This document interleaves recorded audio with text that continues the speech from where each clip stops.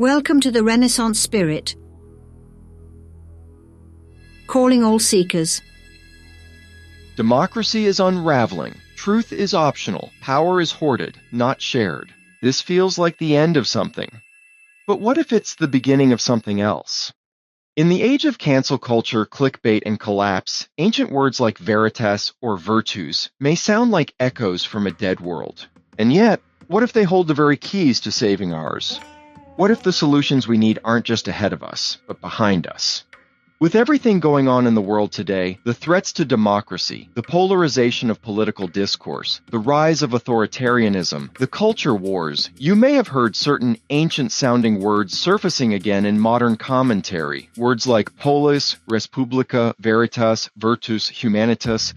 To some, they may sound archaic. To others, vaguely familiar. But to most, they've become anachronisms. Not because they've lost importance, but because we've stopped teaching what they mean. And more importantly, why they matter. Today, on the Renaissance Spirit, we're going to bring these words back to life and ask, what happened to the civic soul? And can we reclaim it? We'll unpack their ancient meanings, explore how they shaped civilizations like Greece and Rome, and show how they can guide us again, especially in an age that often feels like it's losing its way. Because here's the truth. You are more than a consumer. You are a citizen. And you were born for something more than survival. You were born to flourish. And flourishing is a shared pursuit, not just a personal one. Let's begin with these 5 powerful words from the classical world. Think of them as ethical coordinates, moral anchors for democratic life. The polis, the shared civic body. Polis was the Greek word for city-state, but it meant far more than a geographic territory. It meant a community of shared fate, a people bound by common laws, values, and duties. To live in the polis wasn't just to exist, it was to participate, to shape, to serve, and to be shaped in return. It is the civic sphere of the compass. It is Tuesday. It is our day of democracy.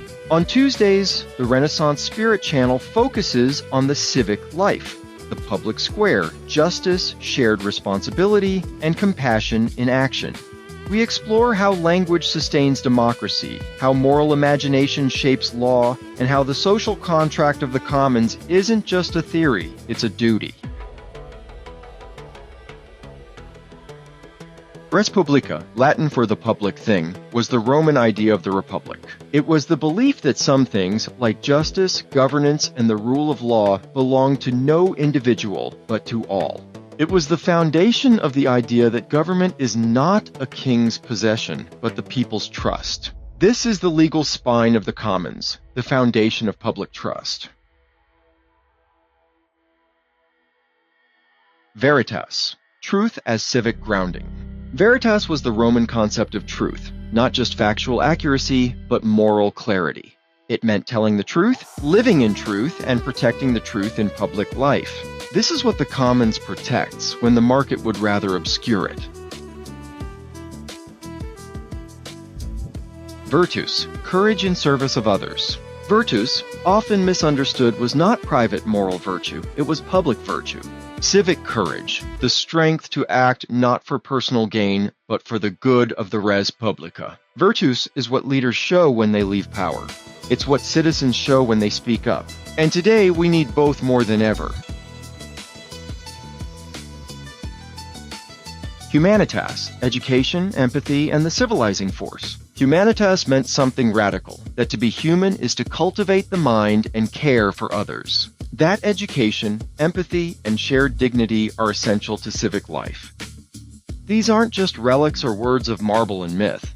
They are tools left behind by ancestors who survived collapse before. This is the moral root of the compass. It is where care becomes political and love becomes law. This brings us to a name many have heard, but few fully understand. Lucius Quinctius Cincinnatus. He didn't see power as a prize, but a responsibility with an expiration date. In 458 BCE, Rome was in crisis. A foreign enemy threatened the city. The Senate, desperate, turned not to a noble, but a farmer. Cincinnatus was appointed dictator, a role then limited to 6 months. He led Rome to victory in just 15 days. And then he gave the power back. No palace, no parade, just humble service and civic exit. To the Romans, Cincinnatus was the gold standard of civic virtue. To the American founders, he was the model they hoped George Washington would follow. And he did. Washington left power after 2 terms. He returned to private life. Today, the city of Cincinnati bears his name. But more importantly, the ideal he embodied still matters because it's almost completely missing from modern political life. Why do these words matter now? When leaders cling to power, when truth becomes optional, when public trust is sold for private gain, democracy begins to dissolve, and history shows, once lost, these ideals are hard to regain. So why does this matter to you? Because these ancient ideas, Polis, res publica, Veritas, virtus, Humanitas, point to something deeper than politics. They point to what we call the civic soul. The civic soul is our shared trust. It's the invisible promise we make to one another across generations. That promise is only as strong as the commons we uphold. The commons is everything we cannot survive without and cannot rightfully own. Air, water, time, truth, care, memory. These aren't metaphors, they're the material and spiritual foundations of democracy. When we privatize, commodify, or abandon them, we erode the very ground we stand on. The compass of flourishing is a civic and spiritual framework that maps 7 dimensions of human life, one for each day of the week, from spirit to service, from knowledge to justice. This is why one of the 7 spheres of the compass of flourishing is the Polis. On Tuesdays, the Renaissance Spirit Channel focuses on civic life, the public square, justice, language, and compassion in action. We ask, what should government be for? Who is it meant to serve? We explore blueprints, not just commentary, for building a more just future.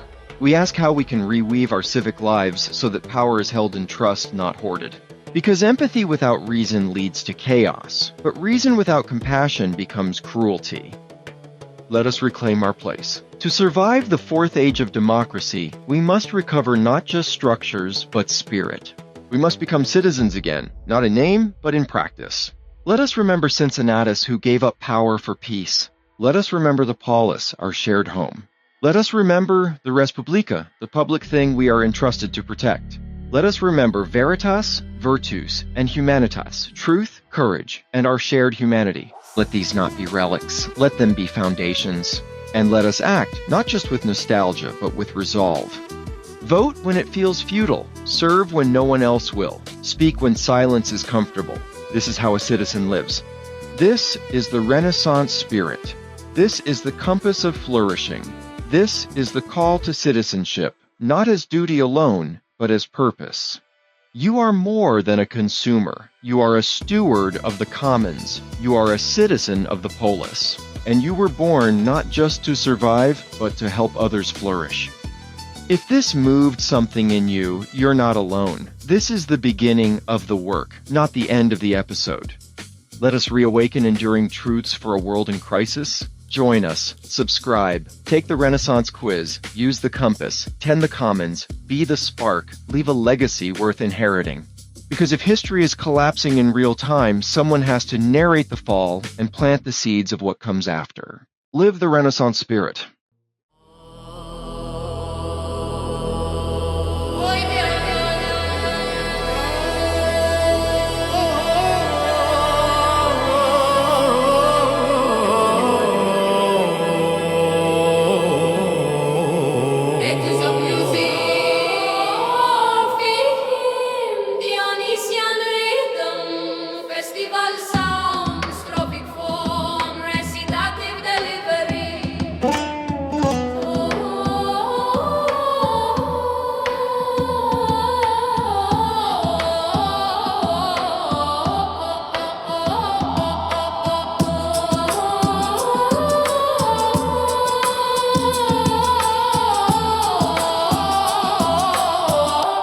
It's time to wake up.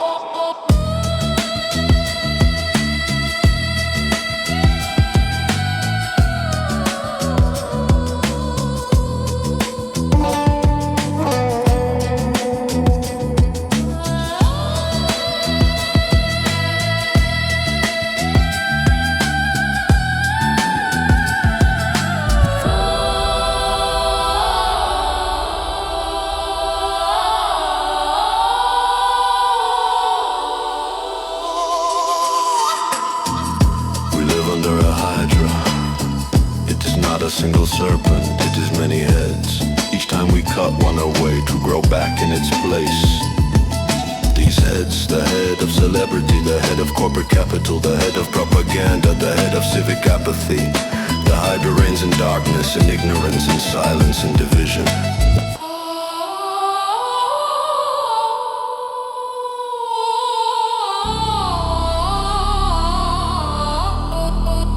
They tell you, don't quest, don't think, just consume. They whisper you can make it big overnight. They promote any criticism is elitism.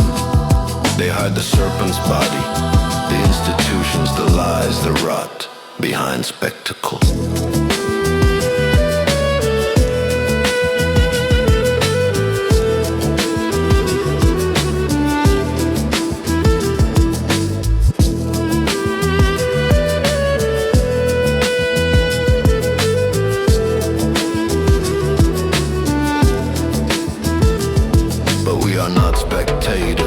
We are part of this polis, or we were.